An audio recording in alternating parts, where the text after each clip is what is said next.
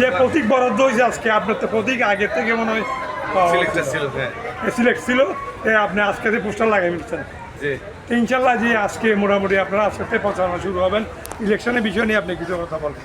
না, ইলেকশন ইনশাল্লাহ সুস্থভাবে হবে। 12 বছর যে নির্বাচন হয় নাই, আশা করি উৎসবমুখর একটা নির্বাচন হবে।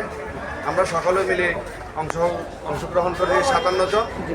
আশা করি আগামী দিনে ভালো নেতৃত্ব আসবে, মালিকের উপহার হবে। মালিকেরা বঞ্চিত লাঞ্ছিত, তাদেরকে 1973 সাল পর থেকে কেউ এই পর্যন্ত তাদেরকে সহযোগিতার হাত বাড়ায় নেয়। ইনশাআল্লাহ আমরা আবু সাইদ খান শহীদ পরিষদের পক্ষ থেকে আমরা সবাইকে আন্তরিক ধন্যবাদ জানাই। আপনারা আগামী 29 আগস্টে ভালো নেতৃত্ব যারা দিবে তাদেরকে ভোট দিয়ে জয়যুক্ত করার জন্য আমি আহ্বান জানাচ্ছি। আর আগামীতে যাতে ভালো নেতৃত্ব আসে, মালিকদের যে সুস্বাস্থ্য কামনা করি। আমরা অনেক মালিক আমাদের থেকে হারিয়ে গেছে, তারা অনেক কিছু থেকে বঞ্চিত, যে বেঁচে থাকলেও কিছু পাই না, মারা যাওয়ার পর কিছু পাই না তারা। তাই আমরা চাইব যে ভালো নেতৃত্ব আসুক, সংগঠনের সৌন্দর্য বাড়ুক, সবাই মিলে আমরা একসাথে কাজ করব আগামীতে, যাতে এই সংগঠন যারা শক্তিশালী করতে পারে।